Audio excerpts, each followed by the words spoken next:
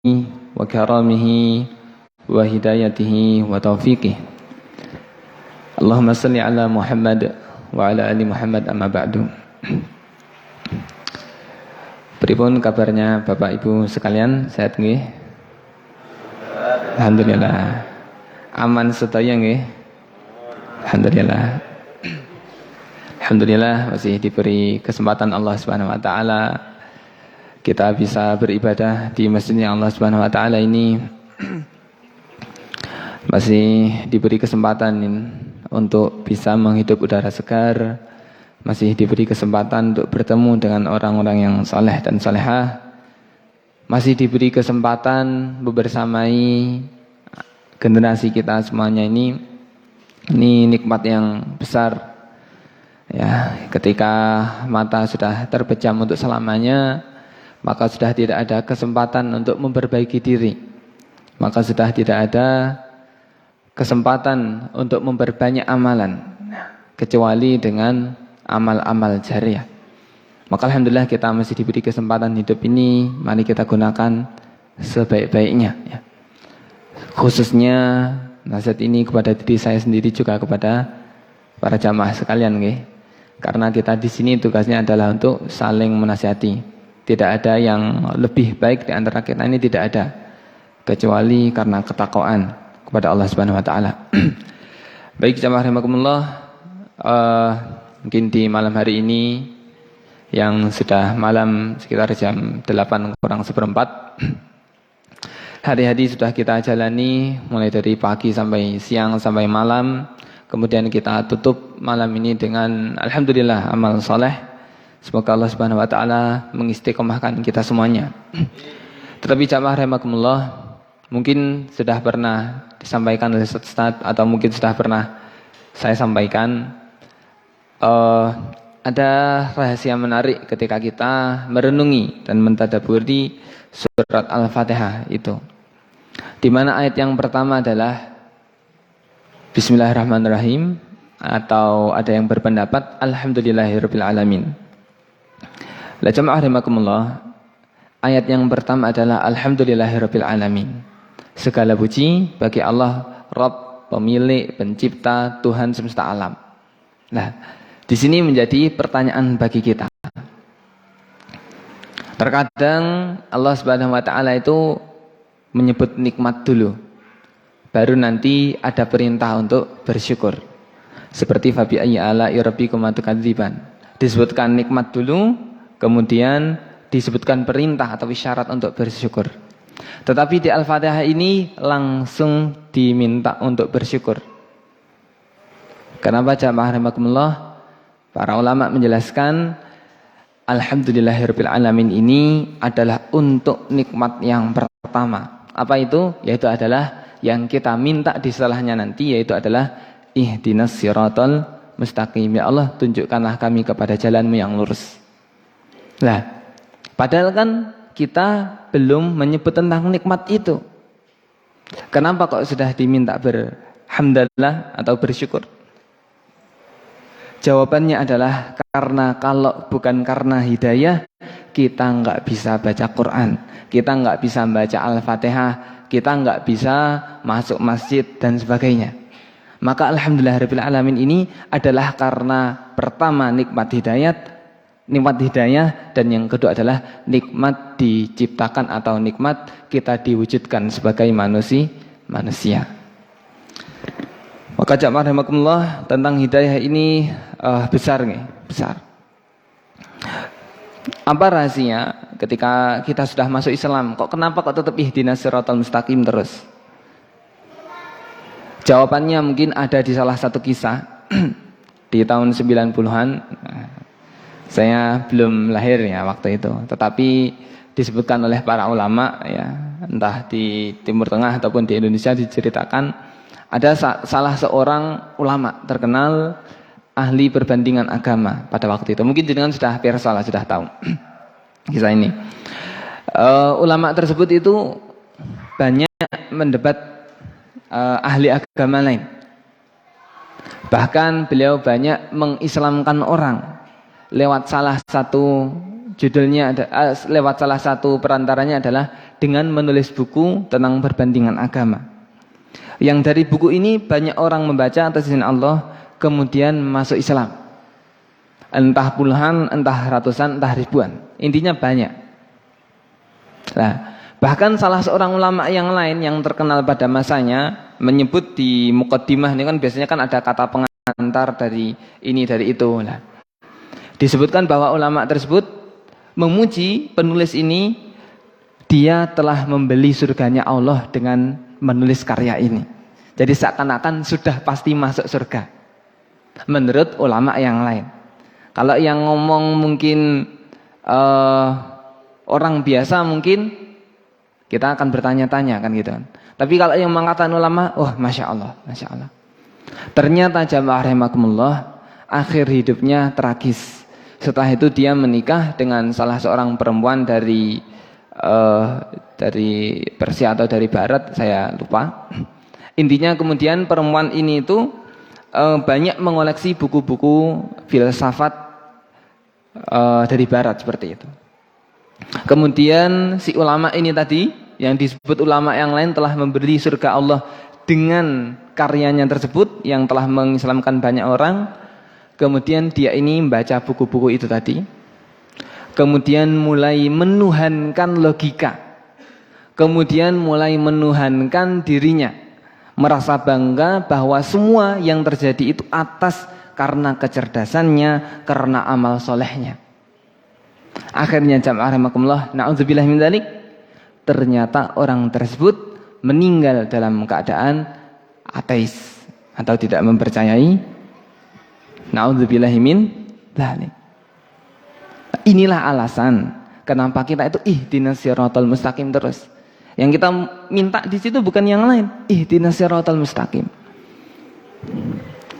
Cukup kisah ini sama, ada juga kisah di zaman Rasulullah sallallahu alaihi wasallam. Nanti panjenengan bisa melihat hadisnya. Saya lupa bunyi Arabnya nggih. Intinya adalah pada suatu saat itu ada seseorang yang dia ini ikut jihad bersama Rasulullah dan para sahabat. Kemudian masya Allah ya, orang ini banyak mengalahkan orang kafir, banyak dibunuh dan dia intinya memenangkan peperangan. Kemudian sahabat-sahabat yang lain mengatakan, wah siapa tuh itu? Mungkin istilah kita seperti itu. Kok bisa mengalahkan orang banyak? Wah, dia ini ahli surga. Ketika kalimat ini disampaikan kepada Rasulullah, Rasulullah ada yang memuji orang itu begini, dia ahli surga. Kata Rasulullah apa? Dia ahli neraka. Ternyata didapati dia terluka setelah peperangan kesekian itu, terluka di bagian perut atau di bagian dadanya. Dia nggak tahan akan sakitnya hal tersebut. Kemudian dia bunuh diri ya, seperti itu. Na'udzubillahi min dzalik. Di hadis yang lain ada orang yang serupa. Dikatakan intinya dia ini ikut jihad bersama Rasulullah, berjuang, berperang dan sebagainya. Ditanya, kamu kok jago sekali? Terus dia mengatakan, saya ini berperang bukan karena saya membela Rasulullah, bukan. Tetapi karena kaum saya ini semuanya masuk Islam. Lah saya sebagai pemimpin itu ikut membela rakyat saya. Ternyata penduduk neraka. Na'udzubillahi min dzalik. Kita nggak tahu jamaah rahimakumullah. Kita meninggal di dalam keadaan apa ya. Maka kita senantiasa meminta ihdinas siratal mustaqim ya. Ihdinas siratal mustaqim. Karena kita nggak tahu takdir kita itu seperti apa ya. Di hadis yang lain disebutkan, di hadis Arba'in Nawawi itu bahwa ada orang yang beramal soleh, solehnya itu sudah masya Allah tingkat tinggi ya. Kemudian sama surga itu jaraknya tinggal dira'un atau sekitar 1 hasta. Fayasbiqu alaihil kitab. Kemudian didahului oleh takdir yang menyatakan bahwa dia ini penduduk neraka. Di akhir hayatnya dia melakukan amal buruk dan masuk neraka. Na'udzubillah. Dan bisa jadi sebaliknya. Dari tersebut dikatakan ada orang yang beramal buruk, jaraknya ke neraka cuma sehasta tok. Tinggal sehasta tok masuk neraka. Na'udzubillah min dzalik. Kemudian Rasulullah bersabda, fayasbiqu alaihil kitab. tapi dia ini sudah dituliskan, ya, sudah didahului takdir Allah bahwa dia adalah orang Islam. Maka dia di akhir hidupnya memperbaiki hidupnya, melakukan amal soleh, dan dia masuk surga. Maka nggak bisa jamaah rahimahullah menilai orang lain, mungkin yang bertato, mungkin anak muda di pinggir jalanan, pang dan sebagainya. Oh itu buruk itu. Wah, tidak bisa seperti itu. Kita doakan yang terbaik bagi saudara kita semuanya, dimanapun mereka berada. Bahkan orang-orang kafir pun, ya, kita juga doakan semoga mendapatkan hidayah Islam seperti itu. Ya, maka jamaah rahimahumullah, inilah pentingnya hidayah. Kalau meninggal di dalam keadaan la ilaha illallah, itu insya Allah itu indah, ya, indah, ya. Apapun, ya, dan kapanpun, di tempat manapun, ketika kita meninggal di dalam keadaan mengingat Allah Subhanahu wa taala, itu adalah perpisahan yang terindah dengan dunia. Walaupun kita harus meninggal mungkin di usia muda atau di usia tua dan sebagainya. Mungkin kita harus meninggalkan saudara kita, suami atau istri ataupun anak. Tetapi ketika kita meninggal dalam keadaan Islam, itu adalah perpisahan yang indah.